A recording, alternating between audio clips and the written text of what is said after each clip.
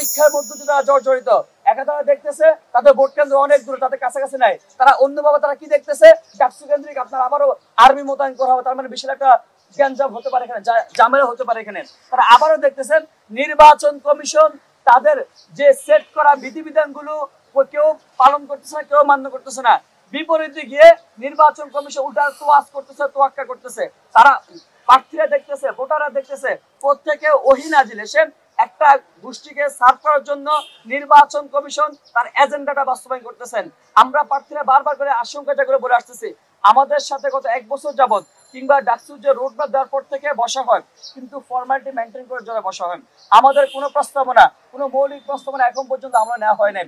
আমাদের বাকের মজুমদার যেটা বলেছিলেন যে ডাকসুর ভোট কেন্দ্রগুলো পুনর্বিন্যাসে পুনর্বিবেচনা করে বলেছিলেন, এই জায়গাটা আমরা বারবার করে বলে এসেছি যে আপনারা বর্তমান যে মেকানিজমটা করতেছেন, যে ব্যবস্থাপনা করতেছেন, সেই ব্যবস্থাপনা আওতায় 39,000 শিক্ষার্থীকে কখনোই ডাকসুর ভোট কেন্দ্রে উপস্থিত করা কখনোই সম্ভব না। এটা আমরা বারবার করে জানিয়ে এসেছি।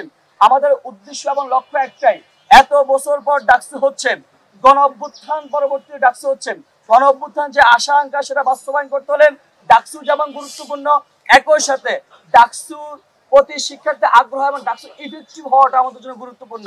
সেই জায়গায় আমরা বলেছি ভোটারদেরকে আগ্রহী করার জন্য ভোটাররা যেভাবে চায়, যে অনুকূল পরিবেশ চান, কাছাকাছি চায়, ভোট কেন্দ্র কিভাবে চায় সেটা ভোটারদের মর্জি মাফিক তাদের সুবিধা অনুযায়ী করতে হবে। কিন্তু নির্বাচন কমিশন কেন জানি আমাদের বিষয়টা বারবার করে এড়িয়ে যাচ্ছেন। আমরা যে প্রস্তাবনা দিচ্ছি ঠিক 360 ডিগ্রি অ্যাঙ্গেলে ঘুরে গিয়ে নির্বাচন কমিশন ভিন্ন একটা প্রস্তাবনা হাজির করতেছেন, আউট অফ নলেজ নিয়ে আসতেছেন। আমরা একটা কথা বলছি যে সর্বশেষ একটা বিষয় বলতেছি যে নির্বাচন কমিশন আমাদের মনে হয়েছে এই যে ডাকসুর ডেটটা তারা ঘোষণা করছে মঙ্গলবার 9 তারিখ, আমাদের মনে হচ্ছে এখানে একটা দুর্গ সন্ধি আছে। কারণ মঙ্গলবার 9 তারিখ তারাও জানে এর আগে শুক্র শনিবার বন্ধ থাকবে। আমরা আবার দেখেছি তারা আবার 7 তারিখ বন্ধ রাখতেছেন, ক্লাস বন্ধ রাখতেছেন, আবার অজুহাত দিচ্ছেন যে নির্বাচনের আগের দিন 8 তারিখে তারা বন্ধ রাখবেন। অজুহাত হিসেবে তারা কি দিলেন যে আগের দিন আমাকে সেট আপ করা লাগবে যেটা আমরা বন্ধ রাখবো। ভাই জাতীয় নির্বাচনের আগে অনেক সেট আপ হয়, কিন্তু আগের দিন আপনার স্পিকার বন্ধ হয় না, আমরা কখন দেখি নাই। আমরা আবার দেখছি 10 তারিখ তারা বন্ধ রাখতেছেন, তার আলটিমেটলি শুক্র শনি এবং 6 7 8 9 10 তারিখ এবার বন্ধের দিক থেকে 9 দিন বন্ধ পেয়ে যাচ্ছেন। যখন তারা নানান মেকানিজম করতেছেন, শিক্ষার্থীদের প্রতিকূল পরিস্থিতি তৈরি করতেছেন, আবার বন্ধ দিয়ে দিচ্ছেন। শিক্ষার্থীরা এই ডাকসুতে তারা আগ্রহ তারা হারিয়ে ফেলতেছেন, নিরুৎসাহিত করতেছেন। অনেকে আমাদের সাথে কথাবার্তা বলতেছেন যে ভাই হয়তো বা গোলাগুলি হবে, আমি এখানে এসে আমার জীবনে একটা ঝুঁকি আছে, আমি তো যাবো না, আমরা ট্যুরে অলরেডি প্ল্যান করে ফেলছি। অনেকে বাড়ি চলে যাচ্ছেন, অভিভাবকরা সন্দিহার মধ্যে আছেন। আমাদের মনে হচ্ছে কোন একটা গোষ্ঠীকে বিশেষ সুবিধা দেওয়ার জন্য নির্বাচন কমিশন এই ডেটটা তারা ফিক্স করেছেন। কারণ যদি এটা নাই করতেন তাহলে আমরা বারবার করে নানান প্রস্তাবনা জানিয়ে এসেছি, শিক্ষার্থী বান্ধব ভোটাররা নানান কনসার্ন জানিয়ে এসেছেন, কিন্তু নির্বাচন কমিশন ওই যে তাদের জায়গায় ঘু ধরেছেন, সে নির্বিকার নির্লিপ্ত ভূমিকা তারা পালন করে এসেছেন। আমরা আজকে বলতে চাই যে ডাকসু অবশ্যই হবে, ডাকসুকে হতে হবে। হাইকোর্টের কাঁধে বন্দুক রেখে ডাকসু নিয়ে কোনো তালবাহানা করা যাবে না, করতে দিব না।